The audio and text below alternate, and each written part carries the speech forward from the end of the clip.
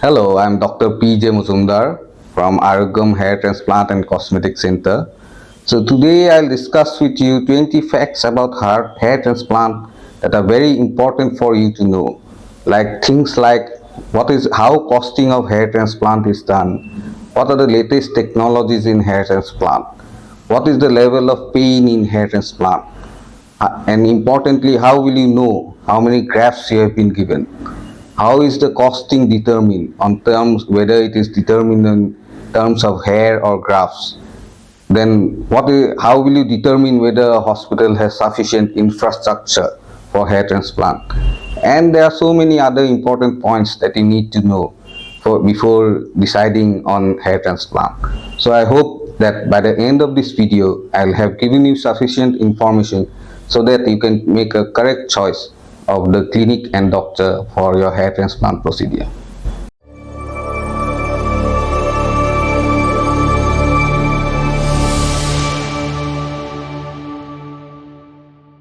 So point 1, when is hair transplant not necessary? So hair transplant is not necessary in all cases. Especially it is not necessary in very young patients. In an 18-year-old patient, in a patient who wants facial hair at the age of 20, in patients who have just started to have hair loss. If we do hair transplant at that stage itself, in the long term, it harms the patient. So we should avoid hair transplant at these stages. Point 2. When is hair transplant contraindicated? So there are two conditions in which hair transplant is actually contraindicated. These are diffuse unpatterned hair loss, diffuse unpatterned alopecia. So this is a condition when there is hair loss all over the head. There is no definite pattern to this. So in that case, where will we do hair transplant? Where will we take the hair and where we will plant it? Second is retrograde baldness. So in some patients, they develop baldness from behind. So in that case also the donor area itself is compromised. So there also we cannot do hair transplant. So point 3. Now I want to discuss about the hairline. So the first point is the symmetry of the hairline. When we draw the hairline, both the sides must be symmetrical. They must match.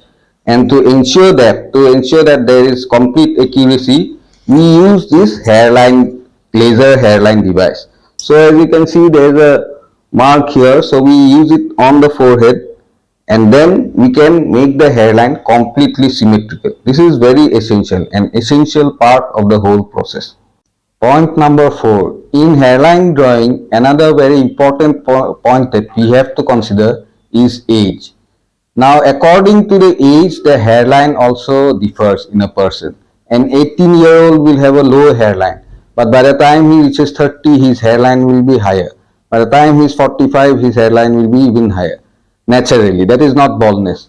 So accordingly, when we draw the hairline of a patient, we have to draw it according to his age. That is very important to keep the hairline natural. Point number 5. In hairline drawing, another very important point is to have the irregularity in the hairline. So the hairline is naturally shaped like an inverted W in a male. But besides that, it cannot be a smooth line. We have to make it irregular. So we have to put small conical projections. We have to put a large scale irregularity. We have to put a small scale irregularity in between. With all these methods, we make the hairline irregular, and that is very important to achieve a natural looking hairline. That is the most important part of a hair transplant, because if the hairline looks unnatural, the whole hair transplant is ruined. So point number 6. So the last point about hairline that I want to discuss is the placing of grafts. While planting in the hairline, it is very essential that we plant only single hair grafts at the front level. The first level of hair should always be single hair grafts, otherwise it would look unnatural. The next two layers have double hair grafts, and after that we go for 3 or 4 hair grafts. So this kind of arrangement of grafts is very essential to achieve a natural looking hairline. So point number 7. Now I want to discuss something which a lot of people have a lot of confusion about, and that is the difference between hair, follicle, follicular unit and graft. So people who are discussing, who are reading about hair transplant will find these terms everywhere, and they are very similar terms, but they actually all describe some different things. So when we talk about hair, hair is the outer part of our hair, the thing that we call hair, the long strand. And follicle. What is follicle? Follicle is the root of the hair.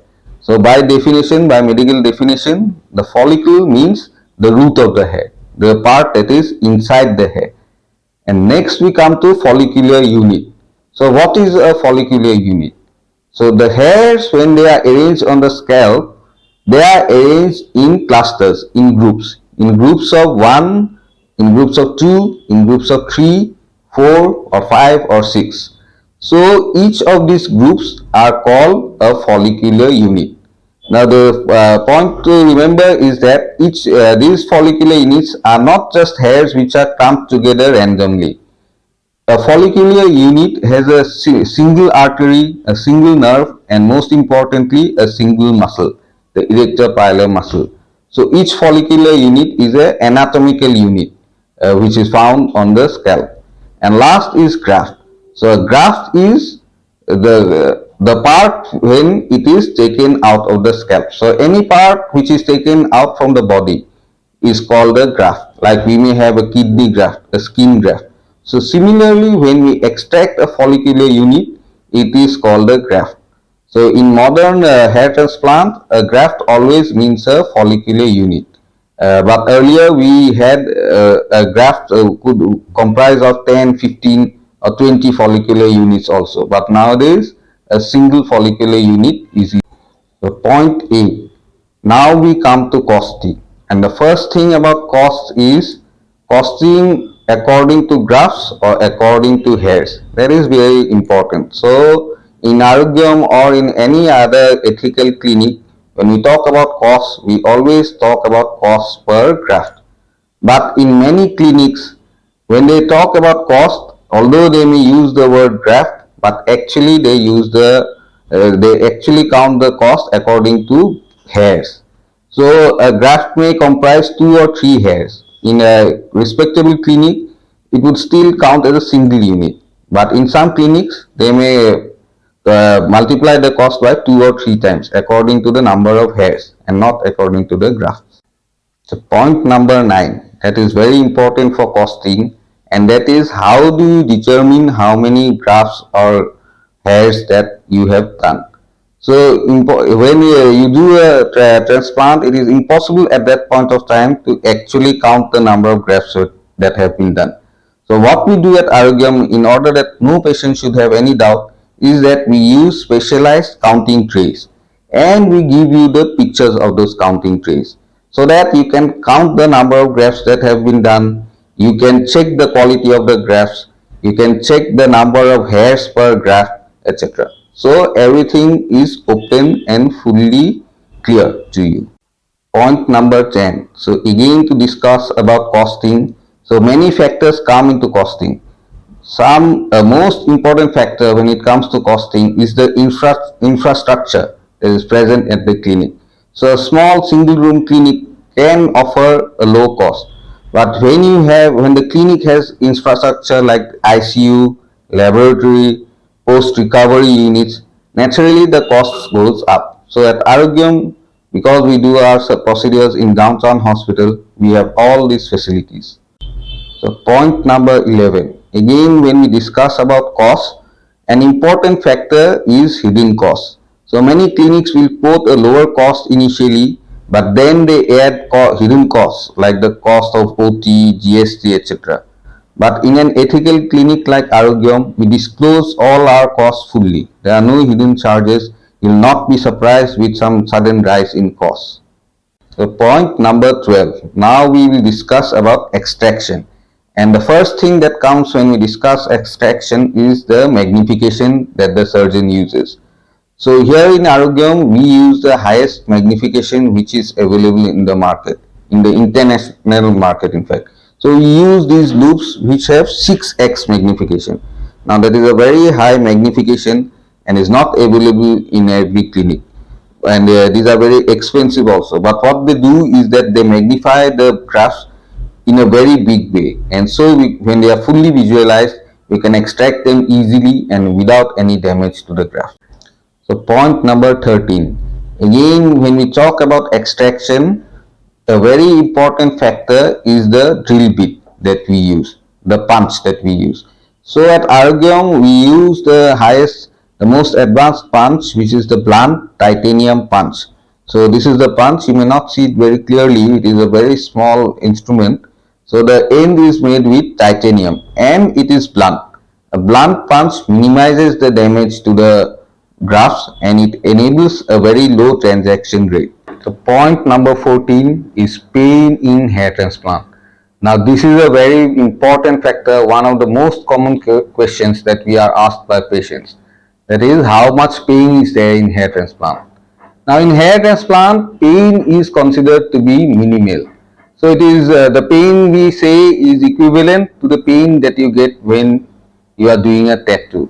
So we have females doing it, we have elderly people doing it, we have children doing it, and they can all bear the pain.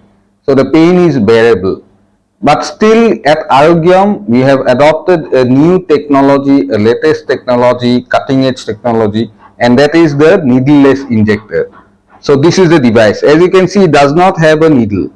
The injection, the fluid is pushed up with high pressure without a needle. It is used by the US Army also. So what is done is that we first pump the injector and then we simply press this button and that pushes out the injection directly into the skin without having a needle to pierce the skin. So this further minimizes the pain, and this is a technology that we have adopted to further decrease the pain for our patients. Pain can be considered to be almost absent now. So point number 15, implantation. So implantation, we come to the density. So density means how many grafts we plant and how closely. So generally it is accepted and proven scientifically that the density of grafts should be 35 grafts per square centimeter. This is the best, the ideal graft. Higher than that, the survivability of the grafts comes down, and lower than that, we do not get that visual effect. So at Arogyam, we always maintain it at 35 grafts per square centimeter.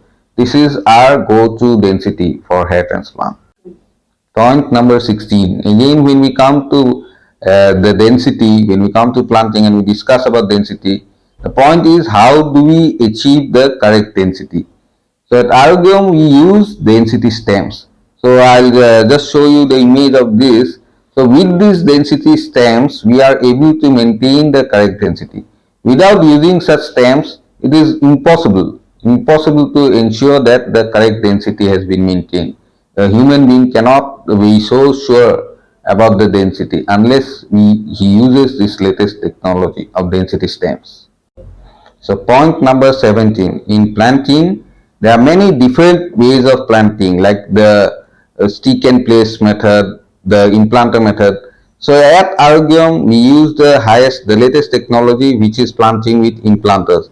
So we use this type of implanters. These are called Choi implanters. So with this, you will find that this it is shaped like a ball peen, and this outer part, it covers the hair, and this prevents damage to the hair.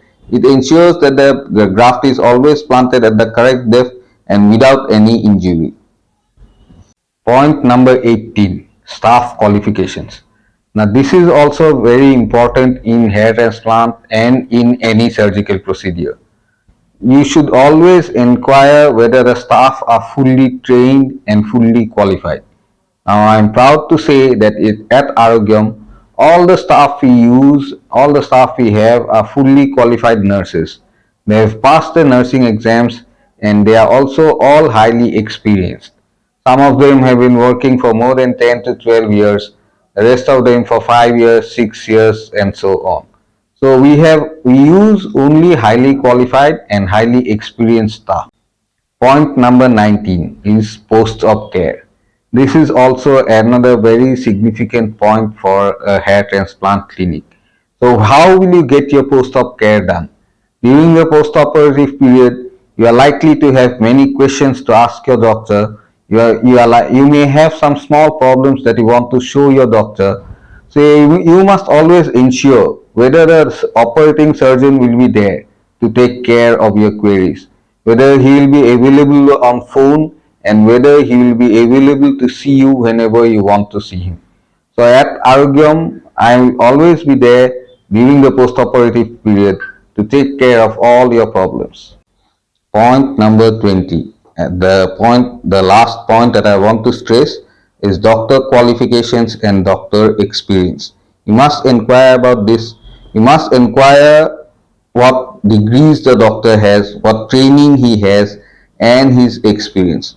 So be sure that you go to a doctor who has all the experience, who has done 1,000 or more cases, who has all the training that is required, who is always up to date, who has membership in important organizations of hair transplant like the AHRS, the Association of Hair Transplant Surgeons of India, and also a bonus is a membership of ABHRS, the American Board of Hair Transplant Surgeons, which is an international qualification required all over the world.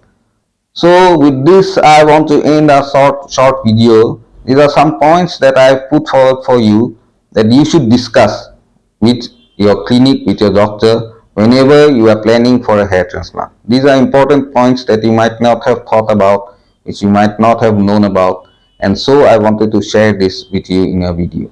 So please subscribe to our video, please like our video. We will be coming back with more such videos on hair transplant. Thank you.